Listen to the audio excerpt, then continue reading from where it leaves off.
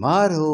ये भारत का उदार चरित्र है, ऐसे लोगों को देता ही है शरण भारत का लोग। हम लोग कोई धार्मिक उन्मादी नहीं है ना। संविधान के मुताबिक एक विधायक पर कोई भी निर्णय करना हो तो वो राष्ट्रीय अध्यक्ष जी के सिवा किसी को हमारे दल के संविधान में इजाजत नहीं। लेकिन यहाँ तो ये भी फोटो आ रहा है कि बहुत में हाथ मिलाते हुए, हाथ खड़ा करते हुए, दोस्ती का प्रदर्शन करते हुए भी तो फोटो आया है। बिहार में सियासी इफ्तार का दौर जारी है।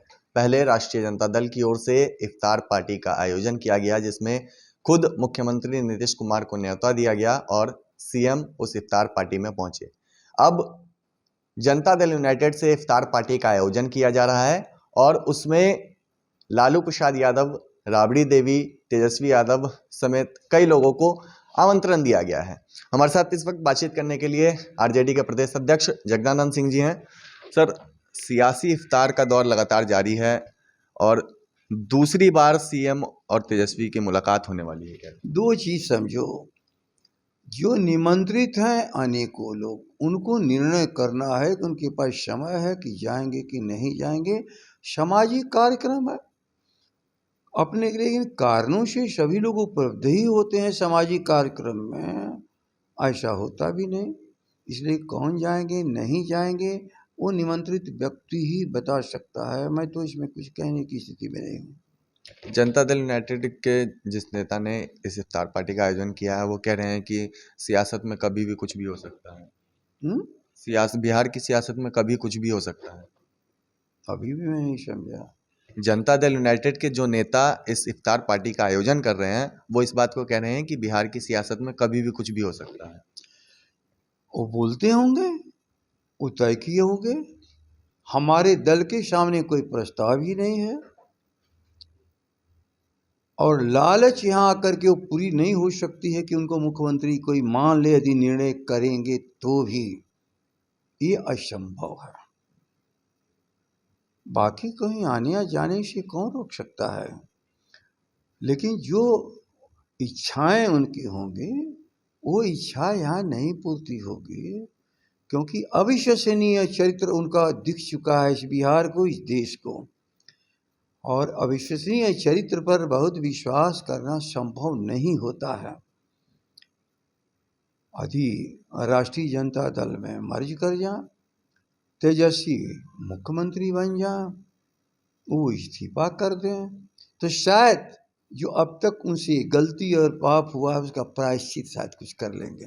उस समय क्या उनको बुलाएंगे आप लोग? अरे हमके बता दो, तुम्हारे घर का कोई मालिक बनने आवे तो दूसरा निर्णय है, लेकिन घर में गुजारा करने आवे तो दुनिया में इतना तो कोई भी निर्णय नहीं हो सकता है। वर्षा में भीग रहा हो, लू में तकलीफ हो रही हो, बीमार हो, ये भारत का उदार चरित्र है, ऐसे लोगों को देता ही है शरण भारत का लोग। हम लोग कोई धार्मिक उन्मादी नहीं है ना कि जो भारत के नागरिक हैं उनका भी हम निकाल बाहर करें। हाँ, हम लोग ये बार मान के चलते हैं, ये भारत वसुधैव कुटुंबकम का नारा देने वाला है। आज के उग्रपंथी और उन्मादी लोगों को जो सहयोग दिए इतना दिन तक, यदि उनमें कोई बदलाव आ गया हो और समाजवादी धारा में शामिल होना चाहते हो एक सामान्य व्यक्ति की तरह, तो उसमें क्या एतराज किसी को हो सकता है। चलिए, इफ्तार पार्टी से जुड़ा एक सवाल है कि आपकी पार्टी के ही नेता थे रामराज यादव, उनको तेज प्रताप यादव जी ने कमरे में बंद करके पीटा और रामराज यादव ने आपको कॉल करके इस बात की जानकारी दी थी। जी हाँ, कॉल करके भी कहा,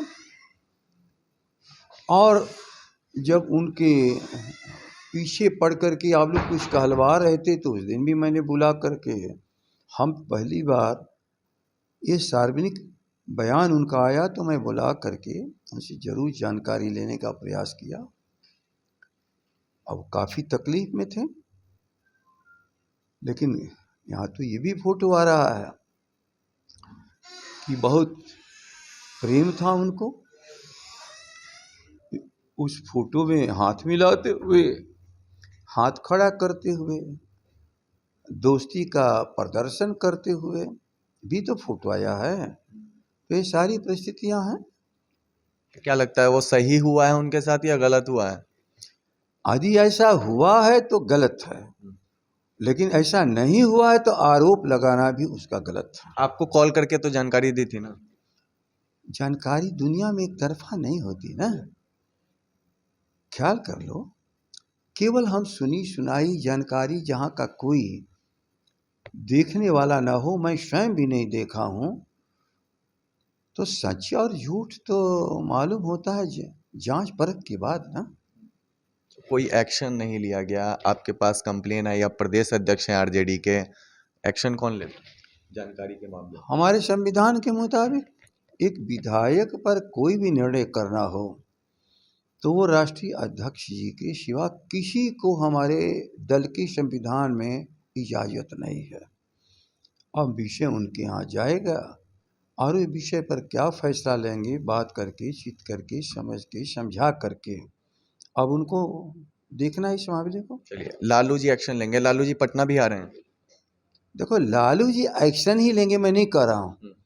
लालू जी उचित अनुचित पर अपने विवेक का प्रयोग करेंगे और उस विवेक के प्रयोग में जो फैसला होगा हम सबों को मान्य होगा। लालू जी कब आ रहे हैं पटना?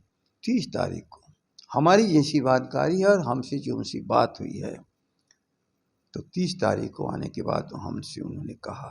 इसी महीने में 30 को? अभी ये कार्यक्रम नहीं तय हुआ ना, मिनट टू मिनट। वो जहाज कौन होगी, कब वहाँ से चलेंगे, कब यहाँ पर आएंगे, उनका स्वास्थ्य भी ऐसा नहीं है कि झटके से उठे और किसी वाहन से यात्रा करते हैं। जो जानकारी आपको मिली है इसी महीने में 30 को आएंगे?